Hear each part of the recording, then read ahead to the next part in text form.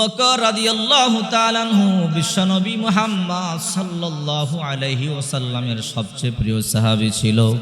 বিশ্বনবী মুহাম্মদ সাল্লাল্লাহু আলাইহি ওয়াসাল্লাম বলেন, এই দুনিয়ার মধ্যে নবীদের পরে সবচেয়ে দামি হইল আবু বকর। আবু বকর এমন একজন সাহাবী, বিশ্বনবী মুহাম্মদ সাল্লাল্লাহু আলাইহি ওয়াসাল্লাম একদিন সাহাবায়ে কেরামদেরকে বললেন, ও সাহাবীরা, আমার উম্মতের মধ্যে এমন একজন উম্মত আছে যার জন্য জান্নাত পর্যন্ত পাগল। দুনিয়ার মানুষ জান্নাতের জন্য পাগল, দুনিয়ার সবাই আল্লাহর কাছে জান্নাত চায়, আর 8টা জান্নাত আল্লাহর কাছে ওই সাহাবীকে চায়।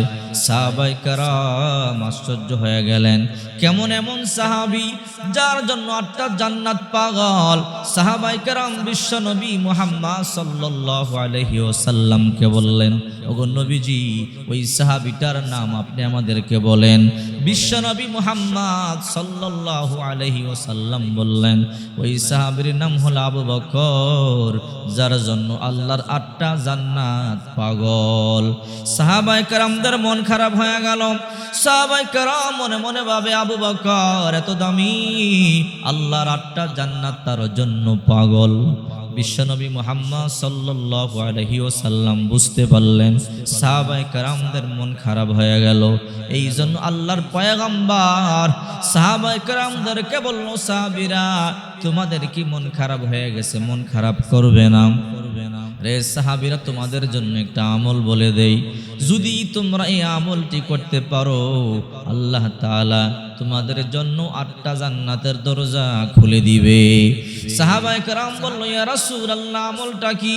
আল্লাহর হাবিব বলেন, সাহাবীরা, তোমরা যখন ওযু করো, ওযু করবার পরে কালিমাতুশ শাহাদা পাঠ করবে, আশহাদু আল্লা ইলাহা ইল্লাল্লাহু ওয়া আশহাদু আন্না মুহাম্মাদান আবদুহু ওয়া রাসূলুহু। যদি তোমরা ওযুর পড়ে কালিমাতুশ শাহাদা পাঠ করতে পারো, আল্লাহ পাক রব্বুল আলামিন তোমাদের জন্য 8টা জান্নাতের দরজা সবগুলো খুলে দিবে। সাহাবায়ে কেরামদের মন ভালো হয়ে গেল। আল্লাহর পয়গম্বরের সবচেয়ে প্রিয় সাহাবী ছিল আবু বকর। আল্লাহর নবী একদিন সকালবেলা বাইতুল্লাহর সামনে ডাকলেন, ও মক্কার লোকেরা শোনো, আমি আজকে তোমাদের কেমন একটা সংবাদ দিব, যে সংবাদটা আজ পর্যন্ত কোন নবী রাসূল দিতে পারে নাই। কোন নবী রাসূলের সাথে এমনটি হয় না যা আমার সাথে হয়েছে। মক্কার কাফেররা দৌড়ে চলে আসলো, মুহাম্মদ কি সংবাদ? আল্লাহর পয়গম্বর বলে, আমি সরাসরি আল্লাহর সাথে সাক্ষাৎ করে এসেছি। কবে? বলে, গত রাতে আমি আমার আল্লাহর কাছে গিয়েছিলাম, আরশে আজিমে আল্লাহর সাথে কথা বললাম, দেখাও করলাম। মক্কার কাফের আশ্চর্য হয়ে গেল।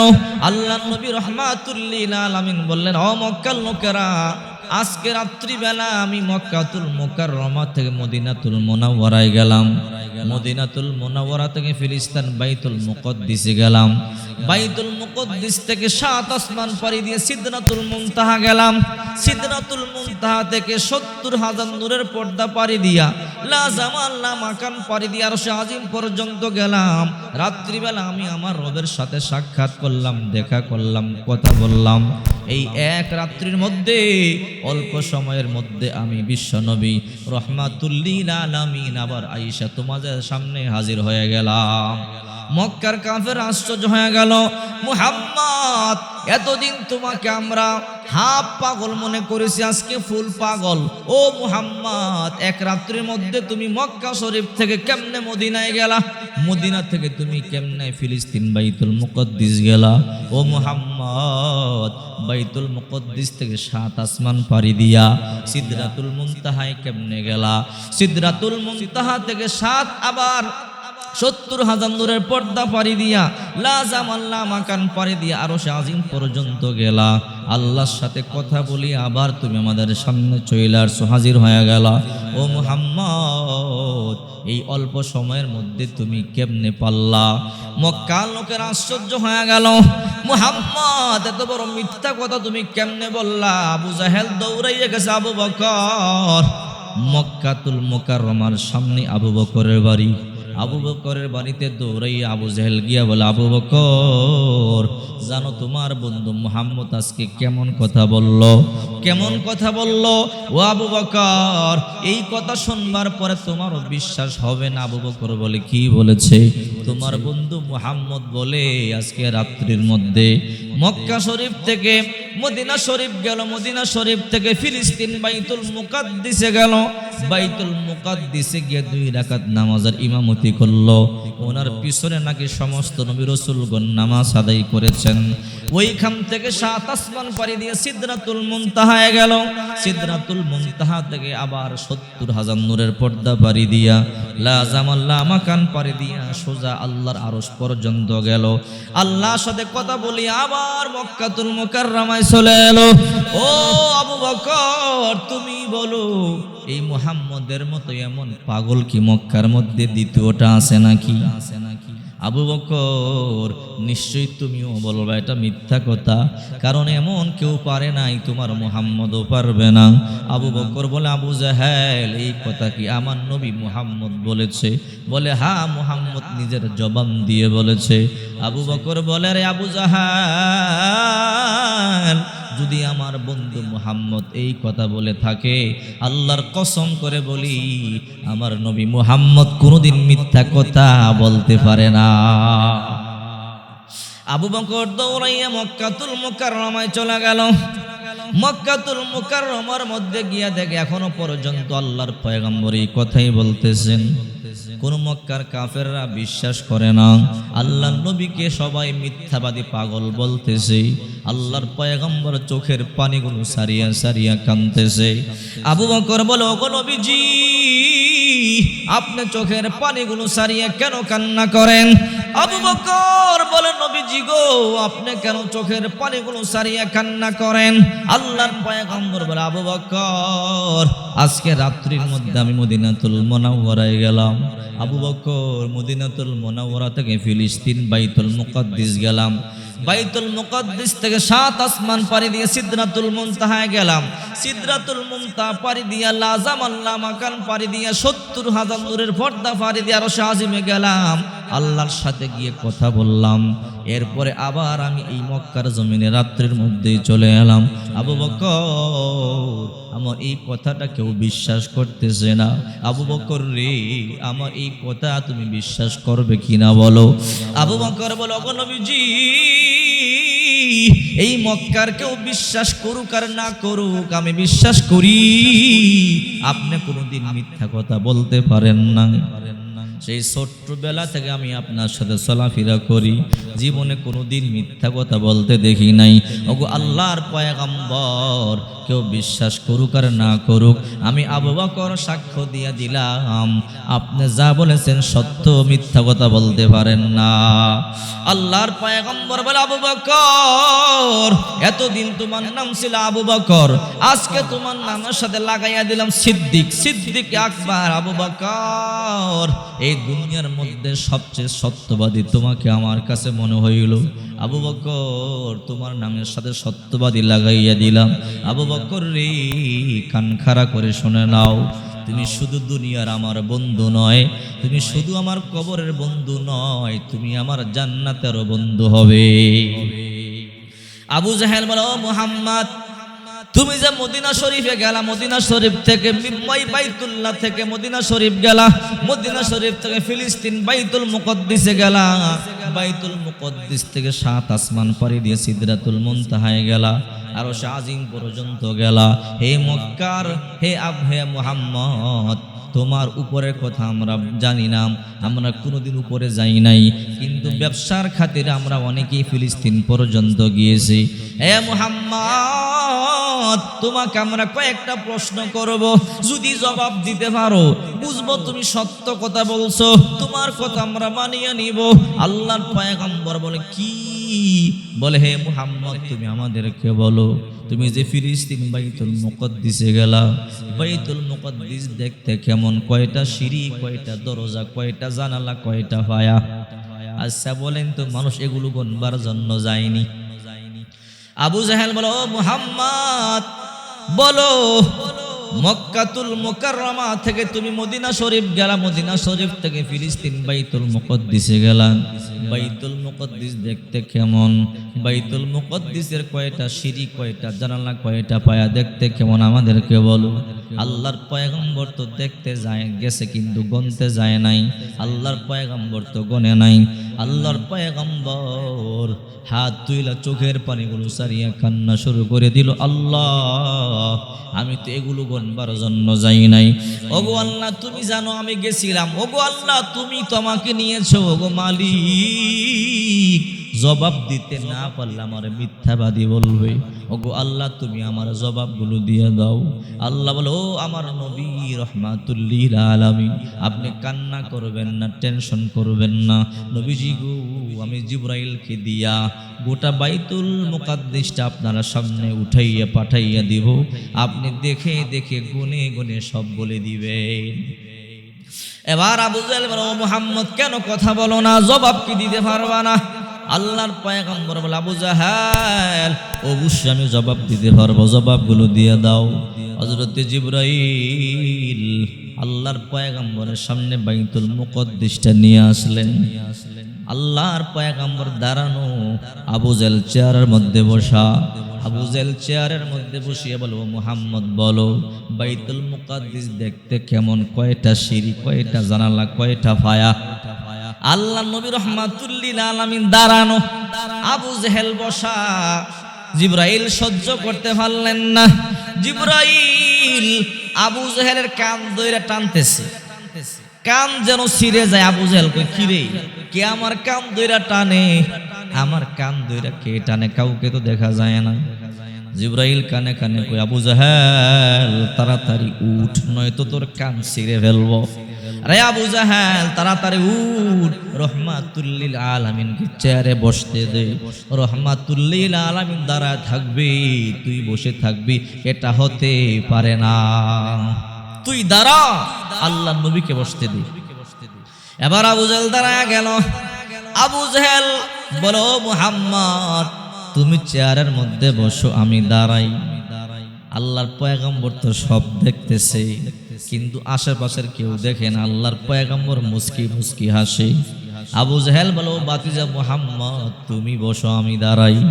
এইবার আবু জাহেল দাঁড়াইয়া পয়গম্বরকে বলে, ও মুহাম্মদ বলো ওই বাইতুল মুকদ্দিসের কয়টা সিঁড়ি, কয়টা দরজা, কয়টা জানালা, কয়টা বায়া?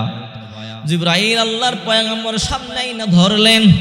আল্লাহর নবী একটা একটা গনে গনে বলতেছে, বাইতুল মুকদ্দিস দেখতে এমন কালার, এতটা দরজা, এতটা সিঁড়ি, এতটা ভায়া। উত্তর দিকে এতটা দরজা, দক্ষিণ দিকে এতটা দরজা, পশ্চিম দিকে এতটা দরজা, পূর্ব দিকে এতটা দরজা, দক্ষিণ দিকে এতটা জানালা, উত্তর দিকে এতটা জানালা, পশ্চিম দিকে এতটা জানালা, পূর্ব দিকে এতটা জানালা, দক্ষিণ দিকে এতটা সিঁড়ি, পূর্ব দিকে এতটা সিঁড়ি, পশ্চিম দিকে এতটা সিঁড়ি। আল্লাহর পয়গম্বর সব বলে দিতেছেন। দক্ষিণ দিকে এতটা খেজুর গাছ, উত্তর দিকে এতটা খেজুর গাছ, পশ্চিম দিকে এতটা খেজুর গাছ, পূর্ব দিকে এতটা খেজুর গাছ। মক্কার কিছু ব্যবসায়ীরা ব্যবসার খাতিরে বাইতুল মুকদ্দাস গেছিল। মক্কার ব্যবসায়ীরা বলে, আবু জাহেল রে, তুই মুহাম্মদকে বিশ্বাস করস আর না করস, আল্লাহর কসম করে বলি মুহাম্মদ মিথ্যা কথা বলে নাই, যা বলেছে সব সত্য কথা। ওই মজলিসের মধ্যে অনেক কাফের মুসলমান হয়ে গেছে, কিন্তু পুরা কপাল আবু জাহেল কালিমা পড়ে নাই, মুসলমান হয় নাই। আবু বকর আল্লাহর পয়গম্বর এত দামি একজন সাহাবী, এত প্রিয় একজন সাহাবী, বিশ্বনবী মুহাম্মদ সাল্লাল্লাহু আলাইহি ওয়াসাল্লাম একদিন আম্মা জান আয়েশা সিদ্দিকা রাদিয়াল্লাহু তাআলা আনহাকে বলে, আয়েশা চলো আমরা দৌড় প্রতিযোগিতা খেলি। আরে আয়েশা, মদিনার সবাই ঘুমায়, তাহাজ্জুদের সময়, চলো আমরা একটু দৌড় প্রতিযোগিতা খেলি। আম্মা জান আয়েশা সিদ্দিকা রাদিয়াল্লাহু তাআলা আনহা বলল, ওগো নবীজি কোনো সমস্যা নাই। আল্লাহর পয়গম্বর বলে, আয়েশা ওই যে মসজিদের খুঁটি দেখা যায়, এই খুঁটিটা দৌড়াইয়া ধরবা। ঠিক আছে। আল্লাহর নবী রাহমাতুল লিল আলামিন দৌড় দিল, মা আয়েশাও দৌড় দিল। মা আয়েশা গিয়া দৌড়াইয়া ধরে ফেললো। রহমাতুল লিল আলামিন হেরে গেলেন, মা আয়েশা জিতে গেল।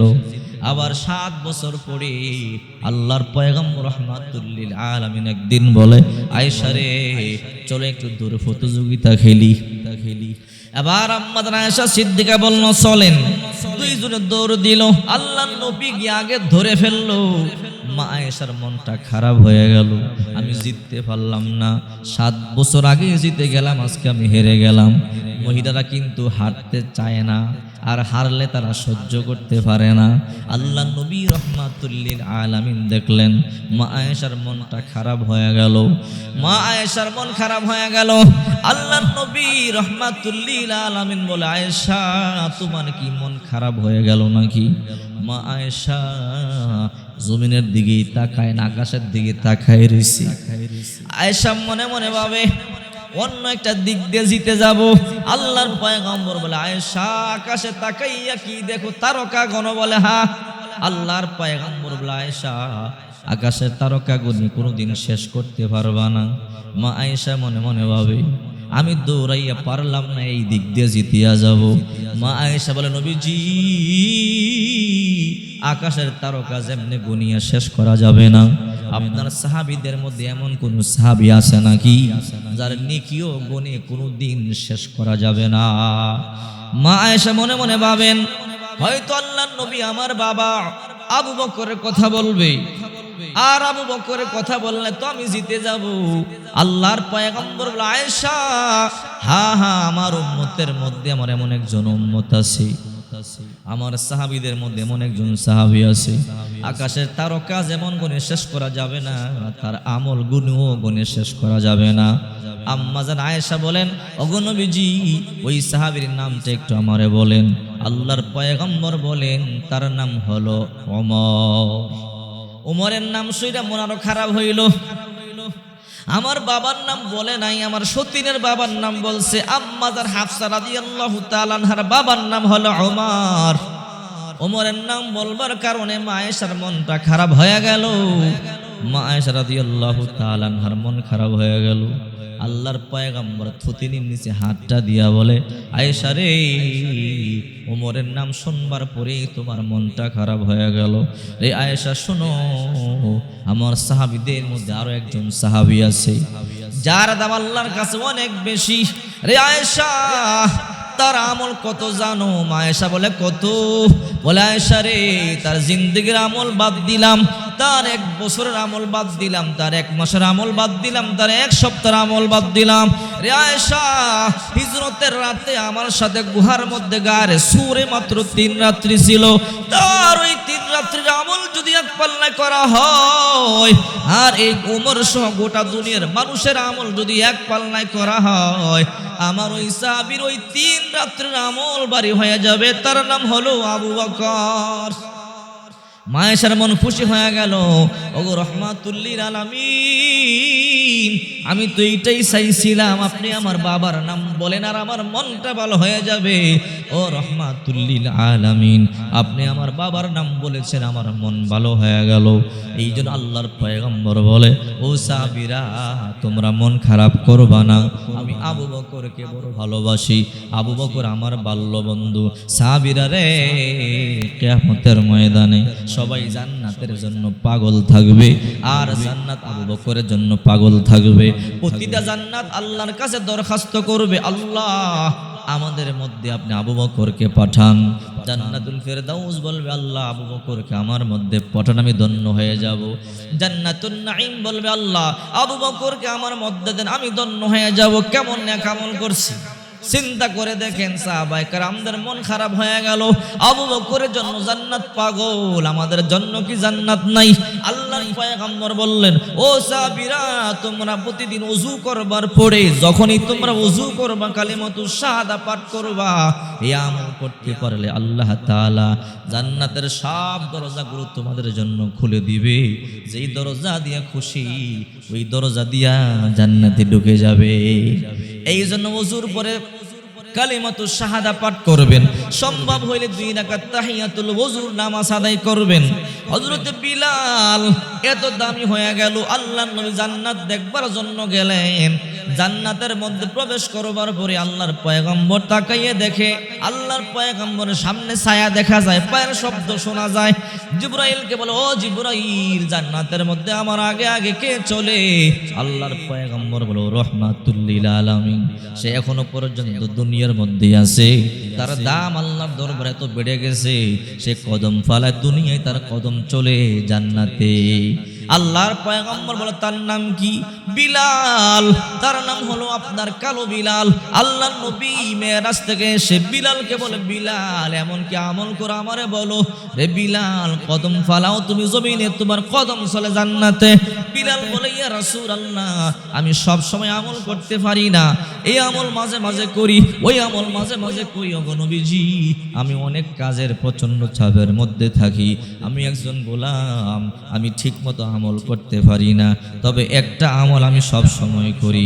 আল্লাহর পয়গম্বর বলে, কোন আমল? ওগো নবীজি, আমি যখন ওযু করি 2 রাকাত তাহিয়াতুল ওযুর নামাজ আদায় করি।